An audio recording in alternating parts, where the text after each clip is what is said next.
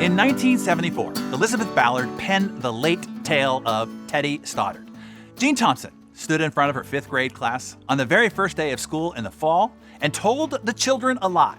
Like most teachers, she looked at her pupils and said that she loved them all the same and that she would treat them all alike. However, that was impossible because there in the front row, slumped in his seat, was the little boy named Teddy Stoddard.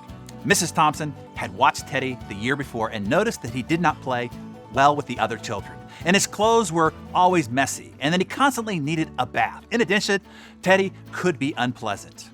It got to the point during the first few months that she would actually take delight in marking his papers with a broad red pen, making bold X's, and then marking the F at the top of the paper, biggest of all. Because Teddy was a sullen little boy, no one else seemed to enjoy him either. At the school where Mrs. Thompson taught, she was required to review each child's records, and she put Teddy's off until last. When she opened his file, she was in for a big surprise. Her first grade teacher wrote, "Teddy is a bright, inquisitive child with a ready laugh. He does his work neatly and has good manners. He is a joy to be around." His second grade teacher wrote, "Teddy is an excellent student, well liked by his classmates, but he's troubled because his mother has a terminal illness and life at home must be a struggle." His third grade teacher wrote, "Teddy continues to work hard, but his mother's death has been hard on him. He tries to do his best, but his father doesn't show much interest, and his home life will soon affect him if some steps aren't taken." Teddy's fourth grade teacher wrote, "Teddy is withdrawn and doesn't show much interest in school. He doesn't have many friends and sometimes he sleeps in class. He is tardy and could become a problem." By now, Mrs. Thompson realized the problem. But Christmas was coming fast, and it was all that she could do with the school play and all until the day before the holidays began, and she was suddenly forced to focus on Teddy Stoddard. Her children brought her presents, all in beautiful ribbon and bright paper, except for Teddy's, which was clumsily wrapped in the heavy brown paper of a grocery bag. Mrs. Thompson took pains to open it in the middle of the other presents. Some of the children started to laugh when she found a rhinestone bracelet with some of the stones missing, and a bottle that was 1/4 full of perfume. She stifled the children's laughter when she exclaimed how pretty the bracelet was putting it on, and dabbed some of the perfume behind her wrists. Teddy Stoddard stayed behind just long enough to say, "Mrs. Thompson, today you smell just like my mom used to."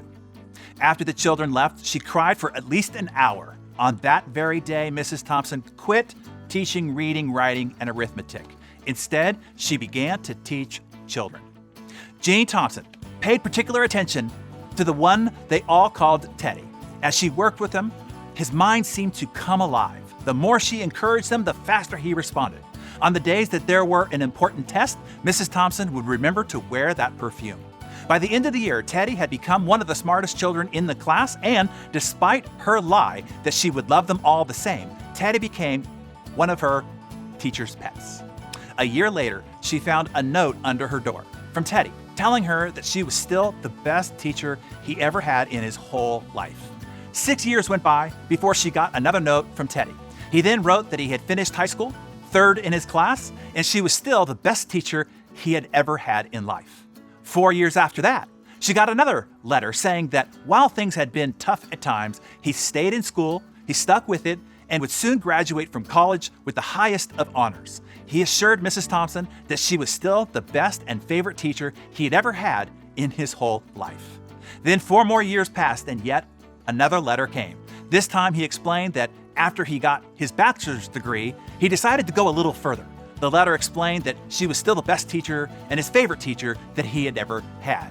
But now his name was a little longer. The letter was signed Theodore F. Stoddard, MD. The story does not end there. You see, there was yet another letter that spring. Teddy said that he had met this girl and he was going to be married. He explained that his father had died a couple of years prior, and he was wondering if Mrs. Thompson might agree to sit at the wedding in the place that was usually reserved for the mother of the groom. Of course, Mrs. Thompson did. And guess what? She wore that bracelet, the one with several rhinestones missing. And she made sure that she was wearing the perfume that Teddy remembered his mother wearing on their last Christmas together. They hugged each other, and Dr. Stoddard whispered in Mrs. Thompson's ear, "Thank you, Mrs. Thompson, for believing in me. Thank you so much for making me feel important and showing me that I can make a difference."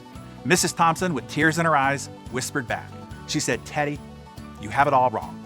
You were the one that taught me that I could make a difference. I didn't know how to teach until I met you." Here's the lesson to take with you into your day. You never can tell what type of impact you make on another's life by your actions or maybe even by your lack of action. Consider this fact as you travel among the precious souls that you encounter throughout your day and throughout your life. What are you doing to make an impact on somebody else's life?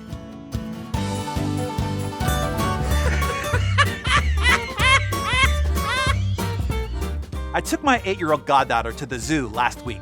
We were walking around the various cages and enclosures when all of a sudden she yells uncomfortably loud, "Look, Uncle Darren, it's a freaking elephant!"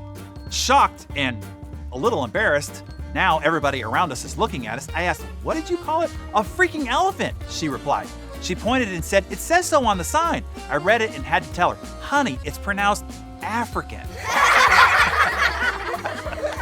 Okay. Speaking of language, Maggie, did you know a colon can completely change the meaning of a sentence? For example, A, Maggie ate her friend's lunch. B, Maggie ate her friend's colon. See, it changes things, right? I know, that's a crappy joke.